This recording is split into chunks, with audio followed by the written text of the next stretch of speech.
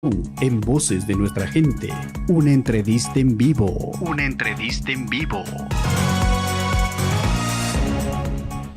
Las 7 de la mañana, 35 minutos, 7:35. Saludamos ahora vía Zoom a nuestro invitado, el asambleísta Sergio Peña de ADN. Está con nosotros. Señor asambleísta, buenos días. Bienvenido a Radio Católica, la radio de todos. Mis queridos amigos, muy buenos días. Un placer estar aquí. Gracias por la oportunidad. Un abrazo gigante para nuestra gente de Cuenca, mis hermanos cuencanos y a todos los ecuatorianos que nos escuchan. Esta semana se ha dado dos reuniones en la ciudad de Cuenca. Han participado de sendas reuniones en donde se han tocado algunos temas y se han analizado algunos proyectos que, de hecho, han sido presentados por el actual gobierno. Sí, efectivamente, estuvimos en la ciudad de Cuenca haciendo lo que es nuestro trabajo como pleno de la Asamblea Nacional. Dentro del mismo, pues, estuvimos revisando el mejoramiento del sistema penitenciario. Aprobamos un proyecto de ley que reforma el sistema penitenciario. ¿Para qué? Para buscar tecnología, para buscar, lógicamente, combatir la corrupción que existe dentro del mismo, para modernizar el sistema penitenciario y así hacer que las cárceles dejen de ser centros de operaciones de la mafia y comiencen a ser lo que deben de ser, centros donde se pagan las penas de los delincuentes que en este caso matan, roban, violan. Eso es lo que buscamos justamente para que se acabe la impunidad y comience realmente a ser un sistema penitenciario que funcione. Estamos emulando lo que se hace en la cárcel del Encuentro, que es una cárcel que ha demostrado pues ser al 100% efectiva. Cuando se quiere, se puede. Y cuando no se sienta con las mafias en la misma mesa, cuando no tienes un presidente que se sienta con las mafias en la misma mesa, a llegar a pactos, acuerdos que al final terminan siendo perjudiciales en una herencia negativa que hemos tenido como país, pues lógicamente se puede cuando se quiere. Y eso es lo que se está haciendo. Este gobierno no pacta con mafias, nosotros como asamblea tampoco.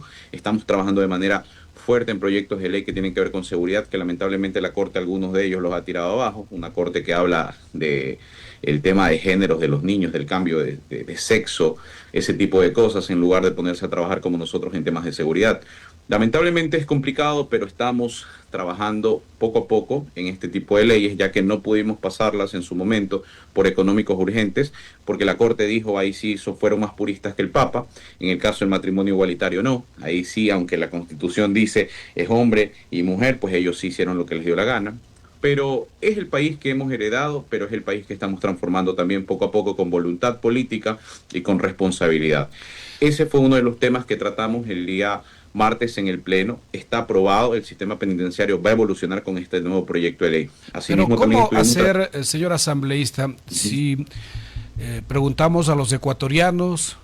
Seguramente van a decir que sí, que están de acuerdo con que los privados de la libertad trabajen y se ganen el pan de cada día con esfuerzo. Pero ya llevarlo a la realidad, ¿cómo hacerlo? Por ejemplo, debe haber talleres, debe haber espacios, ambientes seguros también, porque son seres humanos que, digamos, de una u otra manera son personas que en su momento tuvieron fallas y están sentenciados y cumpliendo una sentencia. Pero se necesitan recursos para poder poner en práctica lo que se ha aprobado en la Asamblea. Claro que sí, los recursos están. De hecho, nosotros aprobamos el presupuesto general del Estado con aumentos significativos dentro de justamente lo que tiene que ver con el sistema penitenciario, la Policía Nacional.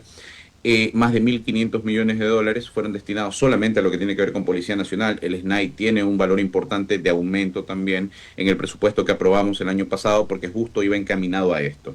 Así que presupuesto existirá. Lo que nos hacía falta era una ley que lo permita, porque gracias a nuestra Constitución, pues los presos son sujetos de atención prioritaria. Al lado de la gente con enfermedades catastróficas y de las mujeres embarazadas, en medio, si leemos el artículo 35, están los presos como sujetos de atención prioritaria.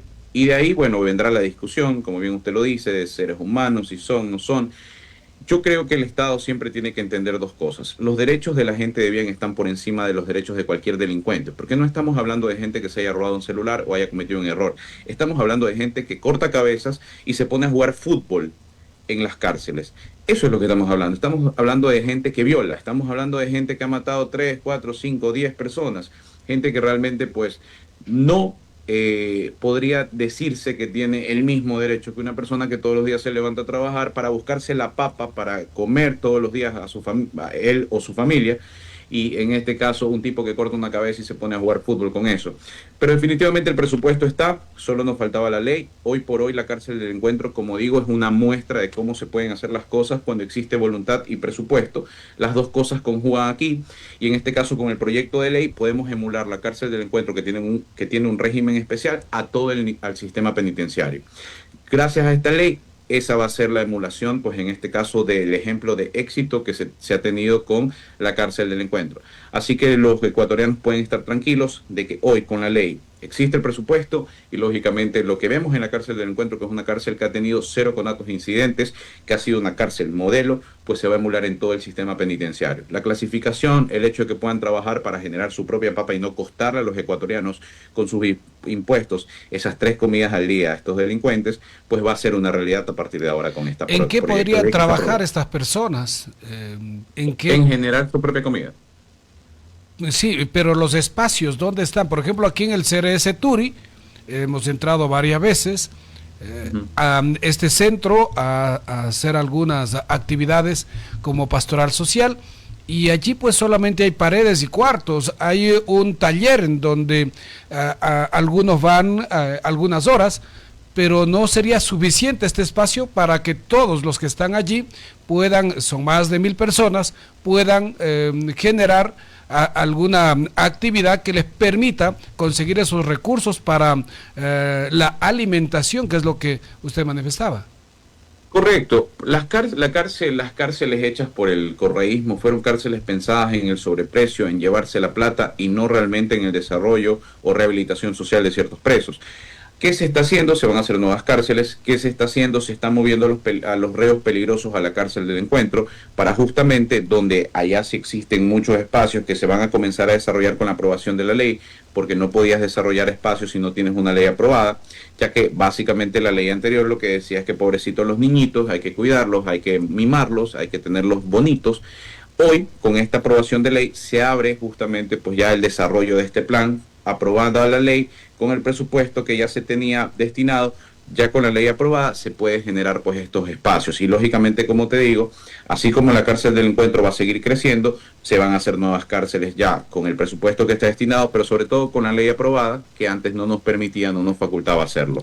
Hoy es una realidad, y efectivamente estas cárceles que están mal hechas tendrán que, pues, en este caso, crecer en ciertos aspectos para que tengan espacios para desarrollar su comida y actividades, y en otras que no se pueda, pues simplemente, como se está haciendo hoy, trasladar a los presos a cárceles donde lo puedan hacer, sobre todo a los presos de alta peligrosidad, que son quienes siguen cometiendo delitos desde las cárceles. Asambleísta, las votaciones dentro de la Asamblea en cada una de estas propuestas de ley pues han tenido una mayoría simple, incluso dentro de este proyecto.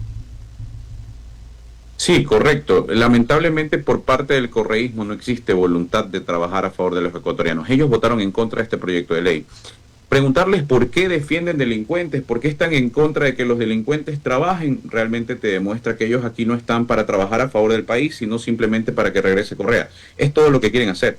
No hay propuesta de país, no pusieron propuestas dentro de este proyecto de ley, y para rematar, votaron en contra. No sé qué tienen de negativo que los presos trabajen, que mejoremos el sistema penitenciario. ¿Por qué proteger a los delincuentes? Es una pregunta que hay que hacerle a los correístas. Pero en todos los proyectos de ley que han tenido que ver con seguridad, que tienen que ver con mejoras para los ecuatorianos en temas de seguridad, como el sistema penitenciario, han votado en contra. No solo la última votación, todas. No han votado a favor de un solo proyecto de ley que tenga que ver con la seguridad de los ecuatorianos.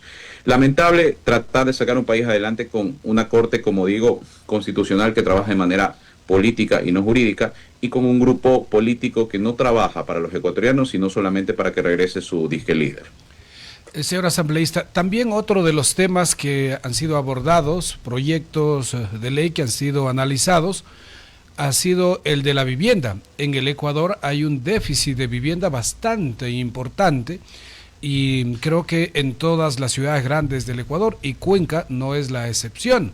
el costo de terreno, el costo de metro cuadrado de construcción está sobre los $1,400 acá en la ciudad de Cuenca, $1,500 por metro cuadrado.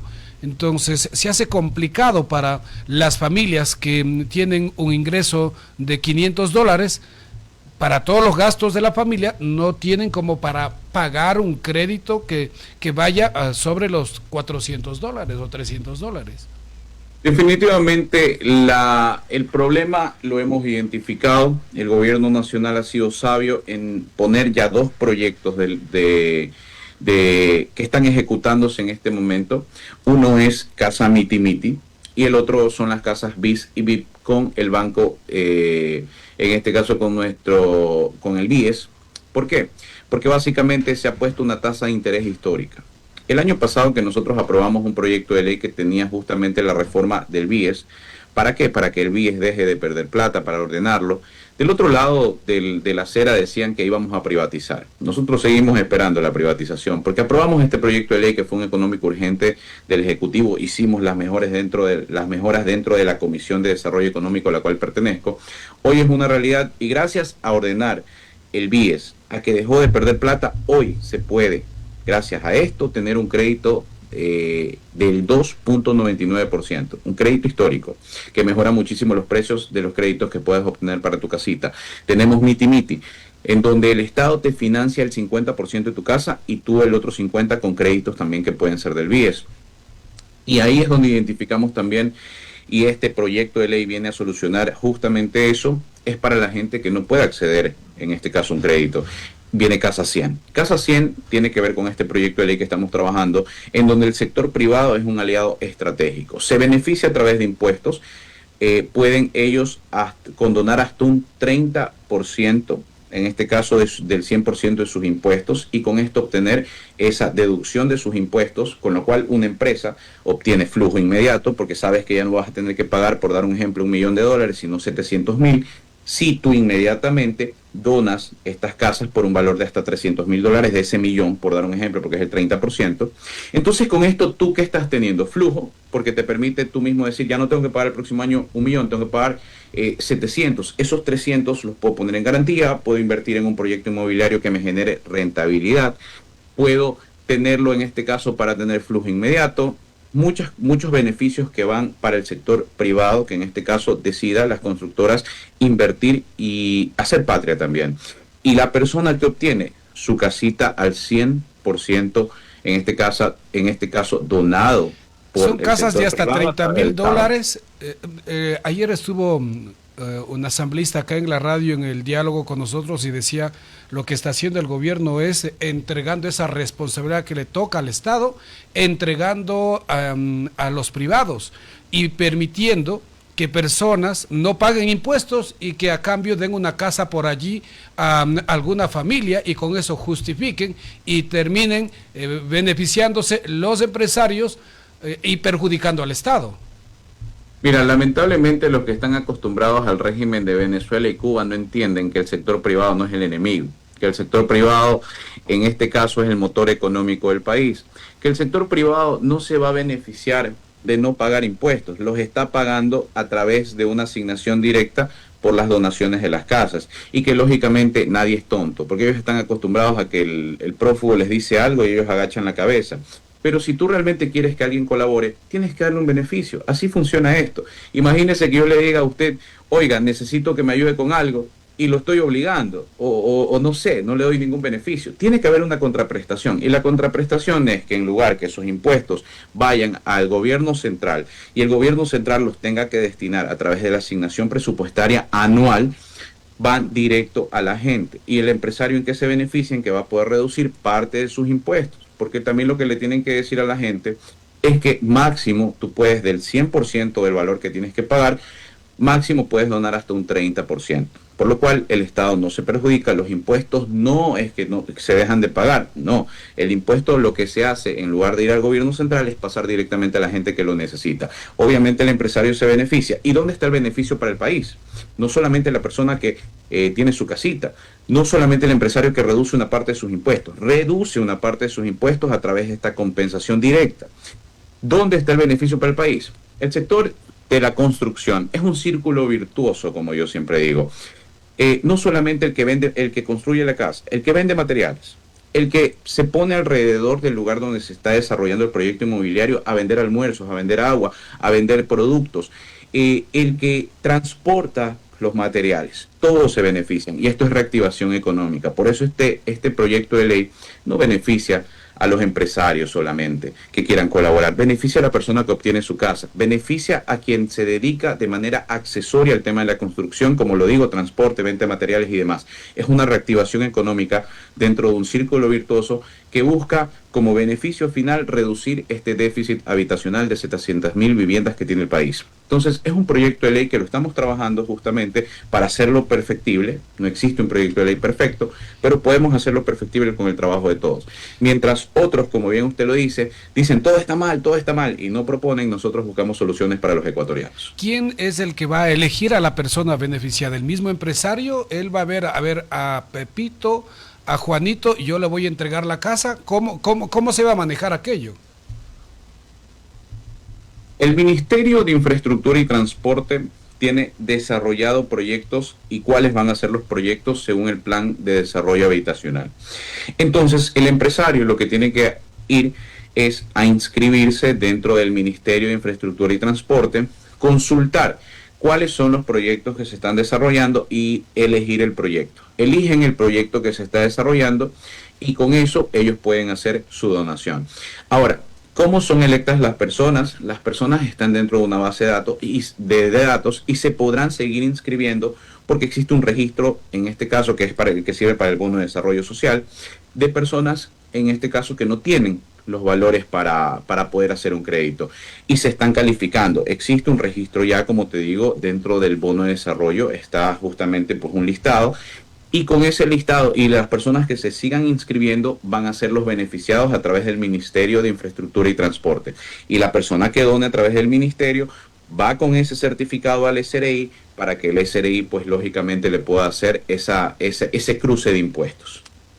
Es importante que se pueda ayudar a quienes hoy en día no tienen vivienda o quienes han sido perjudicados, por ejemplo, con el invierno en la costa ecuatoriana, inundaciones y más. En la sierra, nosotros recién el martes estuvimos en Pijilí, estuvimos en Chaucha, en donde el río Chaucha creció y se llevó todo y familias quedaron sin viviendas y están acogidas en amigos o familiares. Hay muchas personas que requieren urgentemente de este apoyo y que tendría que empezarse ya por allí para quienes más necesitados están. Es urgente. Yo siempre digo, hay cosas importantes en el país y hay cosas urgentes. Y lo urgente hay que resolverlo. El tema del invierno acelera la importancia de este proyecto de ley. Pero efectivamente, como bien dices, mi querido amigo, hoy no solamente es el déficit habitacional, sino el problema que tenemos con un invierno extremadamente fuerte y hay que resolver esos problemas. Hay mucha gente que se está quedando sin casa por un invierno tan fuerte, por lo cual aumenta el problema y como aumenta el problema lo vuelve más urgente. Y este proyecto de ley viene a tratar de solucionar ese problema, no solo el déficit, sino también parte de lo que el invierno hoy por hoy en la costa, en la sierra, nos está afectando. Eso es lo que viene justamente a resolver este proceso que estamos llevando a cargo. ¿Está ya aprobado o falta todavía un segundo debate? No, estamos recién en el primer debate, estamos en construcción, aspiramos nosotros esta semana que viene ya llevar el segundo debate al pleno. Es la aspiración que tenemos, estaremos trabajando, el día de hoy vamos a seguir trabajando, el fin de semana vamos a seguir trabajando, recibiendo comparecencias para seguir haciendo mejoras dentro del proyecto de ley. Y creemos que la próxima semana máximo estará en el pleno para su segunda aprobación y ahí sí a trabajar, señores. El bloque de ADN está firme. Ayer leía una publicación en redes sociales de que ya se habría dividido en dos grupos dentro de la asamblea. Las últimas abstenciones y votaciones no directas a proyectos que han sido presentados por el Ejecutivo podría hacer pensar aquello. Mira, yo creo que para entender realmente lo que pasa dentro del bloque oficialista, hay que entender que existe algo llamado democracia. existe la objeción de conciencia y a veces se ha manifestado de esa manera. En su momento, pues hubo un tema de Quinzacocha, donde asambleístas de ADN de Cuenca votaron en contra, por dar un ejemplo. Y al final, esto de aquí fue un llamado de atención. El presidente dijo que Quinzacocha y Loma Larga, ese tema no va a ir, no se toca. Ya está ratificado en un proyecto de ley también que aprobamos. Por lo cual, te digo, eso o cómo votas depende muchísimo de cómo pienses, y eso es lo importante, poder debatir, poder tener disensos que después terminen en consensos. Eso es lo importante. El bloque, como te digo, las leyes han pasado, está concentrada en trabajar a favor de los ecuatorianos. Hay votaciones en que se podrá votar a favor, otros se abstendrán, pero depende mucho de la conciencia de cada quien según lo que piensen en su criterio del proyecto de ley. Pero definitivamente cuando el proyecto es bueno y es para los ecuatorianos, como ves, hemos obtenido los votos y los seguiremos obteniendo. Son pocos proyectos aprobados dentro de la Asamblea que han tenido un apoyo de más de 100. La mayoría han llegado con la justa 77 votos, por eso podría pensarse en una fragilidad. Si 2 o 3 votan en contra, podría quedarse sin mayoría y sin aprobarse algún proyecto. Claro, ahí está el voto de los independientes. El voto de los independientes en este caso es fundamental, pero como ves lo hemos tenido. Yo converso siempre porque soy independiente también en este caso, y siempre conversamos y estamos alineados a una sola tesis. Esa tesis es sacar el país adelante. Es complicado en una asamblea tan polarizada tener estas mayorías absolutas. Es muy complicado. De hecho, solo en un proyecto hemos tenido una votación así. No es en muchos, sino en uno. Solo en uno, en la ley que justamente pues tenía que ver con el cáncer. Y aún así hubo un par que se opusieron, simplemente por un tema de que como era un proyecto del oficialismo, votaron en contra. Un par por ahí lo hicieron, ahí está la votación. Pero esa fue la única que casi sale por unanimidad. De ahí no, de ahí todos los proyectos de ley el correísmo ha votado en contra. Entonces, yo creería que se puede ver de dos maneras, ¿no? Como, tienen los votos justos o como ellos ni siquiera llegan a 60. Podríamos verlo de cualquier manera, creo que los números no mienten, pero al final lo importante es que los proyectos de ley importantes han pasado y seguirán pasando. Señor asambleísta, le quedo muy agradecido por su tiempo y seguiremos conversando sobre estos temas que el pueblo, que la gente debe conocer. Encantado y siempre a las órdenes. Un abrazo gigante para mi querida Cuenquita, de verdad, encantado con la ciudad. Un abrazo. Gracias al asambleísta Sergio Peña, que ha estado con nosotros hablando sobre